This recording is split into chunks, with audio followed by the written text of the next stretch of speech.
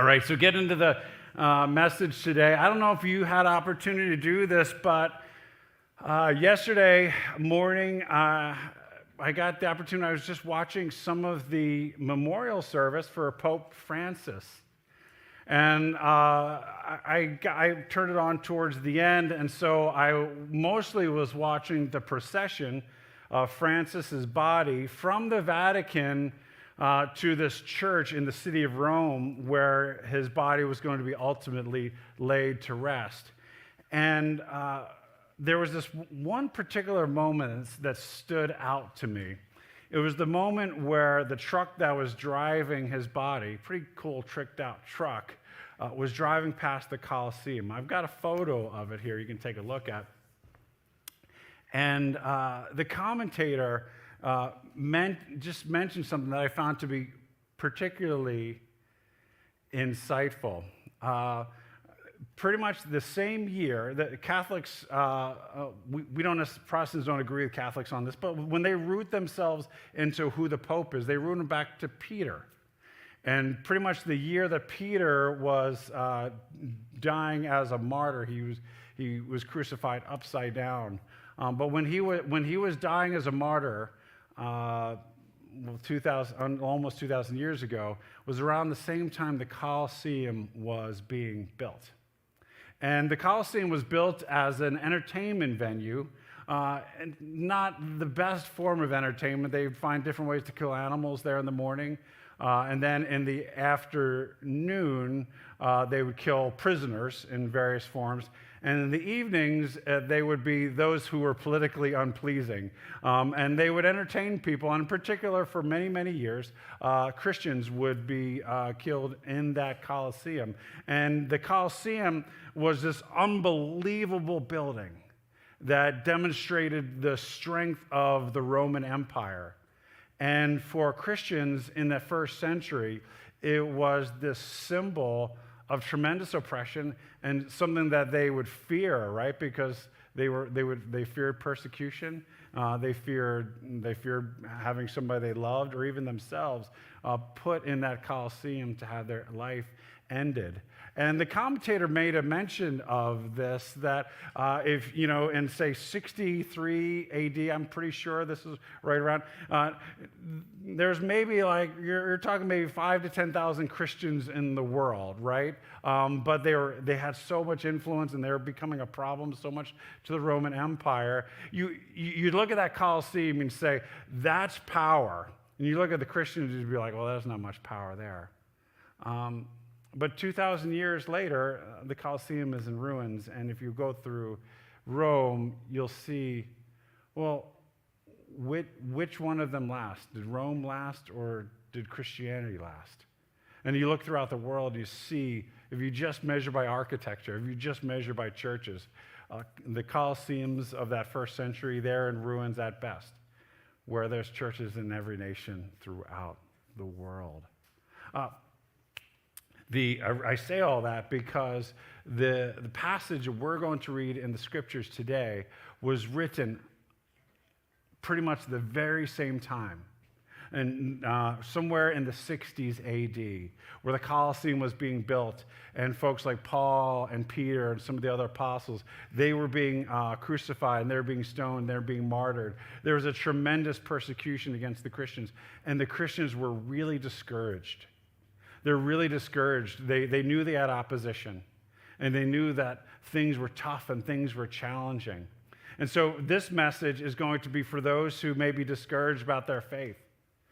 Maybe there was a time in your life where you remember that your faith in God was really vibrant, and it really mattered, and it shaped each day in a significant way. Somewhere between the pandemics and the politics and the problems and the pain and the people, I can come up with other P words, the Phillies, if you want me to push it far enough. Your faith has just become discouraged. And maybe you just kind of feel stuck, and you remember when it was vibrant. It just isn't now. Or you might be like many, many people back in the first century, if you're thinking in the 60s AD, they did have a faith in the resurrected Jesus. They knew that there's something real. They just didn't know much. And so maybe your faith isn't necessarily discouraged, but you're just so new to it, or you're coming back to it, I'm not so sure. Well, I think this message is going to be for you. We're picking up in a letter. We don't know who the author is, but it was to a group of Jewish believers in the first century who were struggling. They had opposition. They had all sorts of challenges, and they were a bit discouraged. And we're not going to review what he said in the first 11 chapters, but we're going to pick up in chapter 12. And so let me go ahead and read for us chapter 12 of Hebrews, of the book of Hebrews. It says, "Therefore, since we are surrounded by such a great cloud of witnesses, let us throw off everything that hinders and the sin that so easily entangles, and let us run with perseverance the race marked out for us, fixing our eyes on Jesus, the pioneer and perfecter of faith. For the joy set before him, he endured the cross, scorning its shame, and sat down at the right hand of the throne of God. Consider him who endured such opposition from sinners, so that you will not grow weary and lose heart." All right. So to encourage us, to those who have grown weary, maybe even lost heart, become discouraged, the author of Hebrews, he's going to talk about running. All right. How many of you are, or at one time in your life, were a runner? All right. That's really, really good. All right. So I'm glad that you guys are runners. I consider myself a runner. This passage is about running. In particular, it talks about there's a race set out before you. We're going to talk about that. We're going to do 3 points today. I'm going to do points 1 and 3. And guess what? We have a treat. Our pastoral resident for Next Gen Ministry, J.C. Gargis, is going to come up here, and he's going to do point 2. So this guy's going to learn to preach. I think he's got some game, and I think we're going to be able to enjoy it, all right? Sound good? All right. You'll see him soon. All right, but today we're going to help one another renew and learn about our faith, and we're going to learn about how to take on a simple discipline of connecting with God daily. If you were here this past week for Easter, we talked about something called the Red Letter Challenge. It's a simple practice of having a simple reading every single day that connects us with who God is. And we're going to talk a little bit about that. And if you were here last week, maybe you got a book. Or you were here last week and you didn't get a book because we ran out. But we have more today. And you know where we put them? We put them right on that Bible card. So you can get one on your way out if you didn't get one. And if you did get one and you're like, oh yeah, I just remembered about that. That's right. You can start today or you can start tomorrow because the first week was all about Prelude. All right?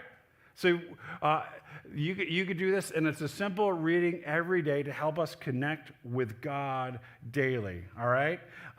And because at the heart of it, if we could do that, well, we can get some encouragement and we can get some momentum. All right, so point 1 is this. You have a race. You have a race, and God has appointed a specific race for you, and you're supposed to run that race. Okay? And what's really, really important to know about this is that it's your race. It's not someone else's race. You're called to run the race that he has given to you. There's a lot of people to pay attention to in this world. You're not responsible for their race. You're not responsible for what America becomes. You're not responsible for who your children become. You're not responsible for your spouse or your girlfriend or your boyfriend's race. You have a specific race. You're supposed to run it. It's not a competition. You're not running against other racers.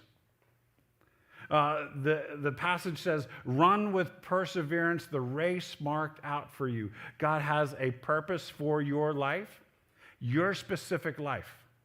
It's your specific life, and God has called you to run that specific race. That involves other people, and you have some responsibility for them.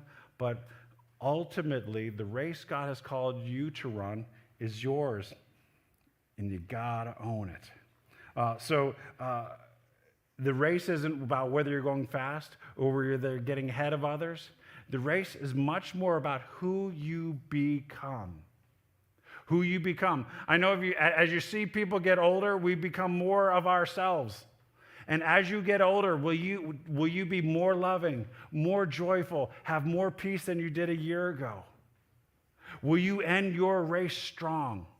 And, any one of us may have had goals for the past year. We may have met those goals, but the race that God has you on is to make you more and more like Jesus. Are you more loving than you were a year ago? Do you have more peace than you did a year ago? Do you find yourself acting with more courage than you did a year ago? This is the race God has put you on, all right? The passage talks about Jesus and how he endured opposition from sinners. And we knew that the early believers had opposition, right? And there's never going to be a time in life where it's like easy to be a Christ follower. There might be cultures where it might be easy to be a cultural Christian, but there's never going to be a place or time where it's just easy to be a Christ follower. There's always going to be opposition, and when we face opposition or when we face anxiousness, there's three specific things that most people do when they face opposition or difficulty. And psychologists will tell you that we oftentimes, when it comes to our anxiousness or fears or oppositions, we either respond by fighting, we respond by fleeing. I'd like to say flighting because it just sounds good, right? Fighting, flighting, or freezing, right? And maybe like when things don't go well or something goes really bad, you know how you might respond? Some folks fight back right away. Some folks back up right away. And some folks just freeze. And there's no right or wrong about it, but we do want to know how we respond to things because this passage is going to offer us something different. The basic thing that this author is going to say is no matter what the opposition, no matter what the difficulty, keep running your race. Keep running your race. All right? And you don't fight, don't flight, and don't freeze. Fix your eyes on Jesus. And if you do that, you will keep running. All right? So if you are a fighter, chances are you are much more inclined to look at your opponent. The fighters get frustrated because they still have opponents in this world. And they actually lose track of their own race because they're constantly looking at their opponents. There's a pretty consistent track record of cottage industries around Christians over the last 100 years that make money and influence off of just giving Christians thems. Right? There's always a set of thems for Christians to obsess about. Opponents that exist in this world that Christians could obsess about. And because they obsess about them, they never take responsibility for their own lives or their own races. You go back 100 years ago, and there's the fundamentalists and the liberal divides. And a whole bunch of folks, all the fundies did was obsess about the liberals. Right? You go 75 years ago, and it was the communists. There's these hidden communists everywhere, and they're coming to get you. They were always afraid of the opponents, the thems that are coming to get you, right? You go back to the 80s, and it was the satanic panic. So there's Satan behind everything, and they're getting into the rock and roll, and they're getting into the Smurfs, right? Don't let your kids watch the Smurfs because they're going to lead them into magic, and next thing you know, they're going to be worshiping the devil. There's always a thems, and don't talk. And then Rush Limbaugh comes, and he's got his own sets of thems, and now we've got our own sets of thems. And 10 years ago, there's going to be another set of thems. They're going to look different. They're going to have different policies. They're going to be this. But there's always going to be a set of thems that you can obsess about, right? And the fighters, all they can see is their opponents. And they lose track of their own race. And they get caught up in their anger. And they're not becoming loving, more peaceful, and more joyful. Why? Because there's thems in the world. Run your race. Run your race. You're not responsible for catching them. Run your race. Become more loving next year. Become more joyful next year. Become more peaceful. God can take care of them.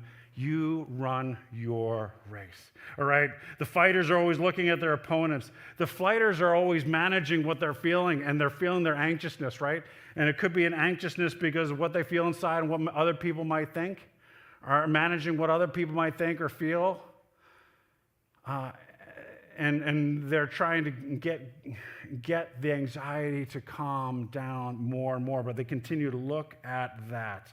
They may be worrying about what people think of them. I had a dentist invariably, about 3 times a year, I will quote my dentist because he was spiritual. He was a spiritual guy. He's a good man. He said, Mark, don't worry about what people are thinking about you. They're not. All right? And I can be a fighter, I can be a flighter. And when I'm a flighter, I'm worried about what people are thinking of me. And I remind myself of Dr. Ekman, who says, they're just not. I need to run my race. If you're a flighter, run your race. A lot of folks, they're frozen. We're still frozen from the pandemic. You went into the pandemic and you had the capacity to do 5 things, right? Whatever those 5 things might be. You came back out of that pandemic with the capacity to do 3.5 things, and you were still trying to do 5. And so you got yourself exhausted, right? And you're like, man, how am I ever going to be able to do 4 things again? Am I ever going to be able to do 5 things again, right? And you feel like you're constantly, there's all these things you need to do, and there's all those things you want to be, right? I want to be more fit. I want to eat better. I want to read more. I want to watch less TV. I want to scroll less.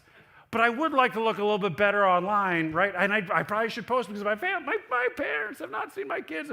There's all these things that we think we should be, and what ends up happening is we get frozen because we can't be all of those things. If you're frozen, all you need to do is run your race. Charles Duhigg in The Power of Habit says, when people have a keystone habit, a singular thing that they focus on, what can happen is they can get momentum on all the other things that they want to do. And what we're talking about with the Red Letter Challenge is instead of fighting, let's start fixing. Instead of fixing our eyes, instead of flighting, we can fix our eyes. Instead of being frozen, we can fix our eyes on Jesus. And if we can do that 1 time a day in particular, and give us the momentum to start thawing out that which feels frozen. Start stepping into things instead of fleeing. And stop being controlled by the thems in the world that continue to activate us and make us reactive. We can run our race. All right? But that's not the only thing. We got all sorts of issues that we have to deal with when we're running our race, and that's what JC's going to tell you about, all right?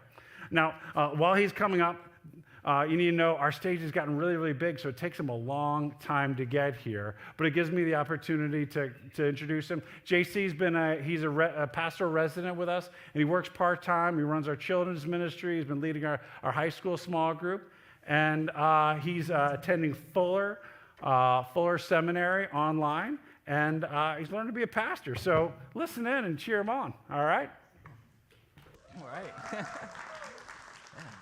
Thank you for cheering me on to start. It is really awesome to be up here, and I am definitely really excited to talk about running. I've been a runner for about 16 years. I know that not everyone is a runner, and if you're an athlete of another sport, running is a punishment. We actually used to have that on our t-shirts, cross country. Our sport is your sport's punishment. You know, if you drop a ball, you run a lap. If you're late to practice, you run a lap. And because of this, it's crazy. It feels crazy for me, but I love to run. 99% of my runs have left me feeling strong and capable. And when I really get moving, I feel free, absolutely free, and especially joyful. I love to see other people that run, if you raised your hand with me when Mark asked the question, because I know that they get that feeling of joy and freedom that running can bring. One of the other things about running that I really love is that there are so many different types of races to choose from. Not only can I work on racing or conquering different distances, but there are hillier courses, there are flatter and faster courses, and there's trail running too, and there are even new race series and race distances that are launching this year. Some races that are becoming really popular are ones that require runners to wear weights like rucking, or races that are so long they have runners carry a certain amount of water with them, a first aid kit, and a GPS, and other things like that. And the trick in these longer races is just taking what the runner needs. They just need so much water and a few calories and things to go with them. So it would be crazy to see somebody get on the starting line with like 10 gallons of water, or a water cooler, or their kitchen sink, something like that. Yet when it comes to talking about our lives as a running event, and especially our spiritual lives, there are a lot of times where we get on the line and we carry too much. And carrying too much of these things pulls us off course until we are lost. So luckily, the writer of Hebrews gives us some direction here. He says, throw off everything that hinders and the sin that so easily entangles. So we'll get to talk about some things that hinder. A hindrance here is something that is a good thing, but we just have too much of it. Something like work can become a hindrance to us. If we work too much, we end up not spending time with our family. Or if we relax too much, we miss out on achievements that we could have done and real good work that we could have accomplished. A couple specific hindrances that I want to name is something like anxiety. As Mark was talking about anxiety, anxiety is a good thing. It's there to give us motivation, direction, and to warn us of possible problems that might come up. It's because of anxiety that I run on the sidewalk and not the highway. Running on the highway scares me, and that's a good thing. It's a warning sign to keep me safe. But if I just focus on my anxiety, or I let it just list fears and list things that could go wrong, and I don't think of the possibilities, I will just get stuck, and I won't get out the door at all. Another hindrance to point out here is pride. Pride is a good thing. We should have pride in who we are and what we do. Whenever I step up to the line and I am proud of the work that I have done prior to that race, I always have a better result. Because pride, in a good form, it can tell us that I am capable. I am ready. I can do this. Too much pride, though, and we quickly fall into the other side of pride, which says, I do not need other people. In this case, pride becomes not just a hindrance as we shut out other people and their help in our lives, but the foundation for, as the author of Hebrews says, one of the sins which so easily entangles. So quickly, I'll just name these 7 deadly sins, or the 7 areas that a lot of these sins come from. We have pride, envy, wrath, sloth, greed, gluttony, and lust. There's one more missing there. I heard a preacher say one time, he had a friend tell him, Father, I struggle with glust. There's a little combination of gluttony and lust there. And we all struggle with different combinations of these sins and their different fruits, and struggle with one at a time or multiple. But all of these sins and the things that flow from them have one thing in common. The sin entangles us and stops us from moving forward because it says to us that we do not deserve the grace of God. And when we carry on in sin, then, it keeps telling us this, and it starts to feel like we're running through water, with each step heavier than the last. So how do we get moving again? As the concept and the theme of this passage is to say, keep moving forward in your race. Oftentimes when we realize things are wrong, we look to ourselves and we think, how can I use my power to stop doing this or to stay away from that? How can I just work a little bit harder to get myself out of these things? The passage says, though, that we are able to throw off these things, not by our own power, but by shifting our focus from our sin to our Savior. The passage recognizes that Jesus has already completed a perfect run at life, and he is seated at the right hand of the Father, cheering us on and showing us the way that we are to go, how we are to run, the next step we are supposed to take.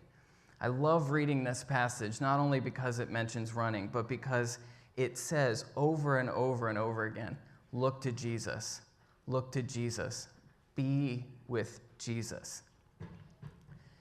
There's been a lot of good in my path, in my run recently, but it has been a lot. As Mark has said, I'm in a pastoral residency and working part-time with 938. My wife and I just welcomed Elliot into our family 3 months ago. And I'm in seminary, and I have a lot of miles that I plan to run. These are a lot of good things, like I said, but there are also challenges along with these things too. And I can get disoriented, and very quickly one thing might feel like it goes wrong, and another thing gets added, and then I'm disoriented and overwhelmed too.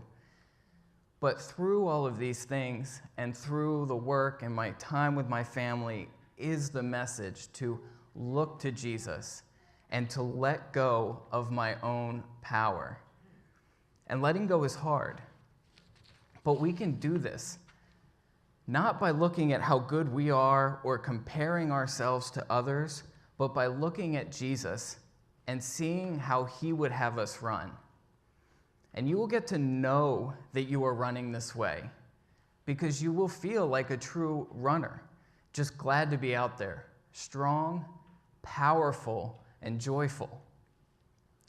We are going to take the next point and talk about how we can have our joy in Christ so that we can live joyfully, letting God untangle us and keep us on course. Thanks. All right, good job, buddy. Love it. Well, like JC said, I want to talk a little bit about how Jesus did it and how we could do it as well. I've got a love-hate relationship with discipline. Discipline, I like it because it gives me like a long path. Sometimes though, discipline feels like rigidity. And I think a lot of us confuse discipline for rigidity. I'm going to do this very thing every single day for the rest of my life and then another 10 years, right? And we just think as long as I have a long ramp and nothing ever changes, everything will be fine. But a good athlete isn't just muscular and disciplined. A good athlete's agile and is able to respond well to all the different challenges, right? And which means that as soon as you decide, I'm going to do this particular habit, like the next day something's going to come up, right?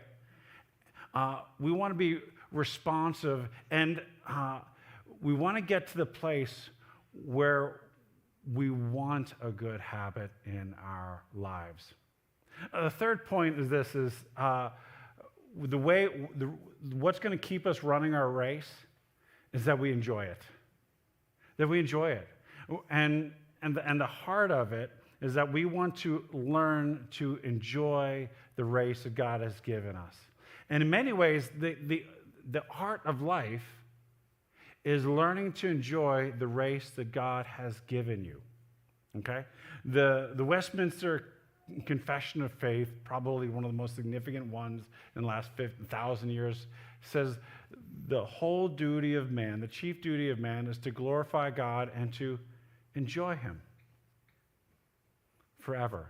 John Piper said this in one of my intellectual mentors. He says that God is most glorified in us when we are most satisfied in him. Why was Jesus disciplined? Why did he stay his course? Why did he run his race? For the joy. For the joy. This is how I became a runner. I liked running, like in high school gym class. I was the try-hard. When they said go run the laps, I ran as many laps as I could, and I came back for the rest of high school all sweaty and a total mess. I was that try-hard. I didn't even know they had something called cross country. I probably would have done it, but whatever I was in high school, I didn't even know about such things. I wasn't paying attention, right? So, and then through life, I would if I felt like I ate too much, I'd go off on some sort of like run or whatever.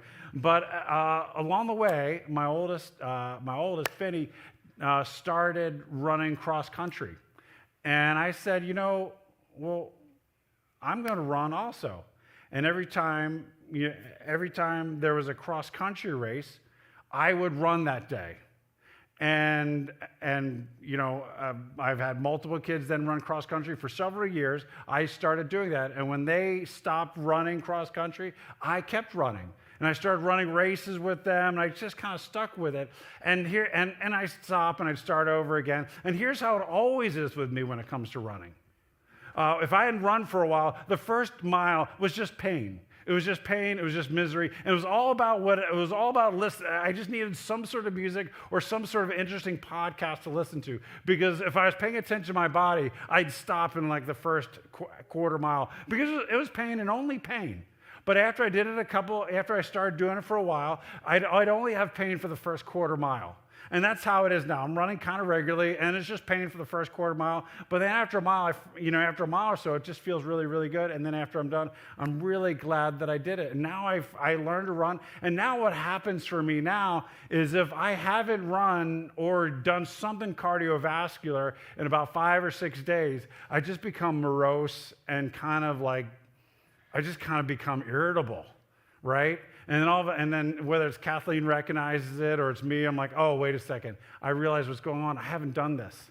My body now wants it. My body now longs for this thing that is good for me. Now, it's taken me like a decade to get there, but now it's something that is good for me. I do it because I want to do it.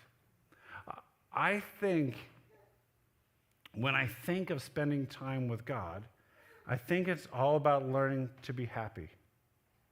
It's learning to be happy and joyful in life by being close to God. When the Eagles won the Super Bowl, when the Eagles won the Super Bowl, I had spent like 3.5 hours in front of the television. If I ever watch an Eagles game and they lose, I'm so mad. Not that they lost, but I spent 3 hours when I could have been doing something else, and then they lost, right? But after they won, you know what I wanted to do? I just stayed up and I watched the celebration. I just wanted to be around their happiness because it made me happy.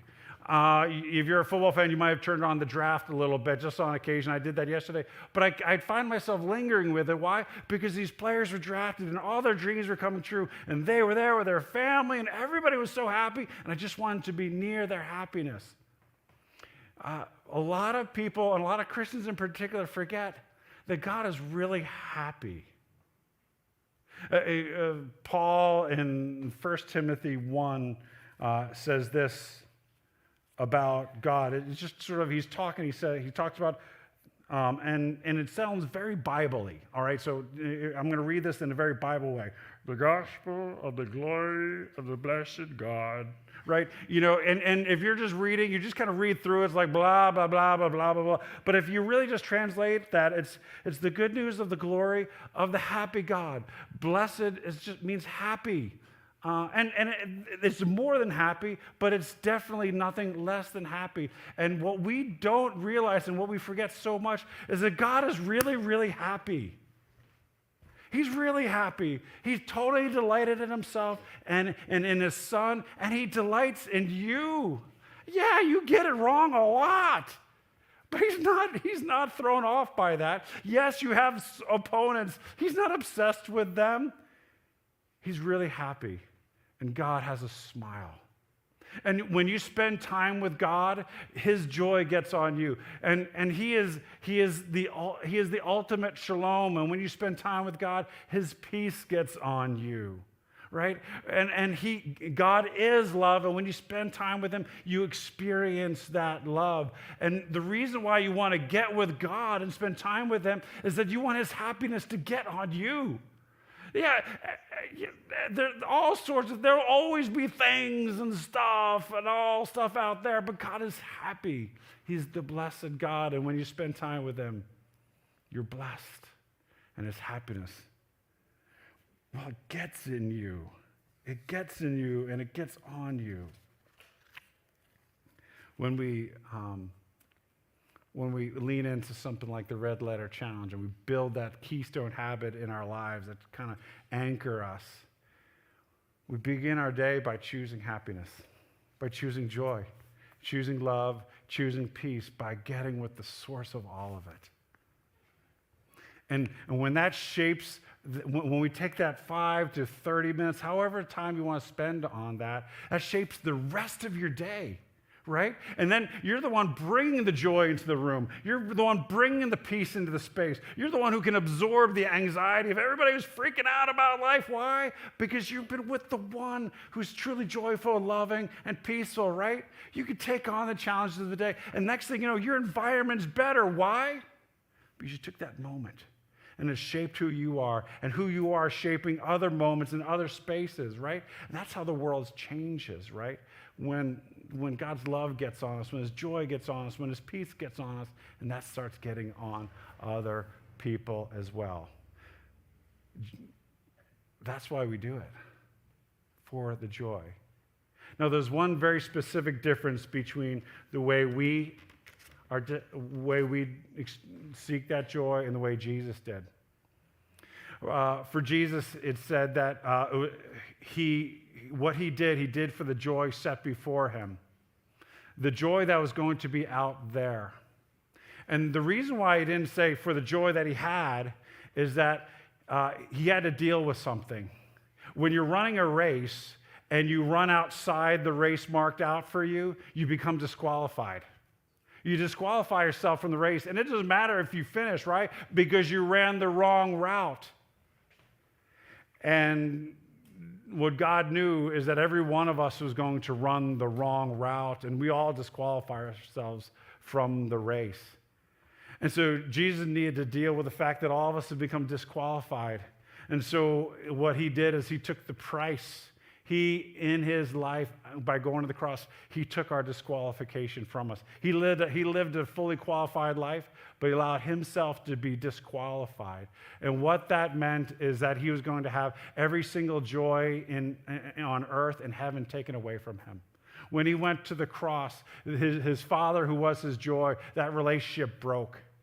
Every sense of love, joy, peace, any good thing that you could imagine was taken away from him at the cross. And it was at the cross where everything good in heaven and earth was taken away from him. He experienced a literal hell, which would have felt like an eternity. As he was separated from his Father, he experienced a disqualification. So we don't have to. So we don't run the race for the joy set before us. We run the race for the joy that we have. He lost his joy, so we never will. Right? And so we do it for the joy that we have, because Jesus did it for the joy set before him. We don't have to fight. We don't have to be fighters. We don't have to be flighters. And we don't have to stay frozen if we fix our eyes on Jesus. One day at a time, one moment at a time, as he builds our momentum and frees us up to live for that joy. Let's pray, and then, actually stand with me. We're going to pray, and then we'll celebrate communion in a moment.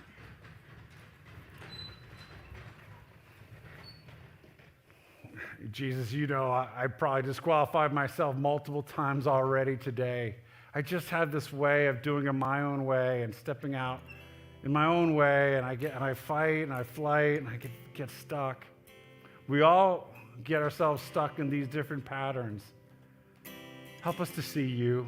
Help us to see you. Help us to, with our eyes, to fix our eyes on who you are. That we might learn to run our race, the race you've given us to.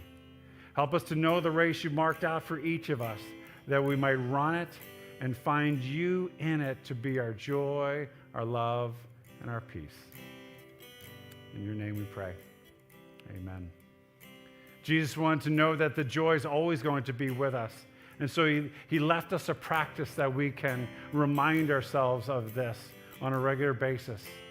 On the night before he was betrayed, he took the bread, he broke it, he said, "This is my body, which has been broken for you. Take and eat. Let it be your sustenance." And then after that meal, he took the cup and he said, "This is the blood of the new covenant, shed for the forgiveness of sins, shed to cover all of our disqualification. Drink this in remembrance of me," to be reminded that there's going to be a day where we are going to be all together in a true celebration. No more obstacles, no more hindrances, no more entanglements. There'll be a day where all comes together. You may go to there's stations on either side of the room. You can go now and receive the elements. You can take them. Take some bread and some of the cup, and then you can take that on your own. There's gluten-free elements as well, and we'll continue in our worship.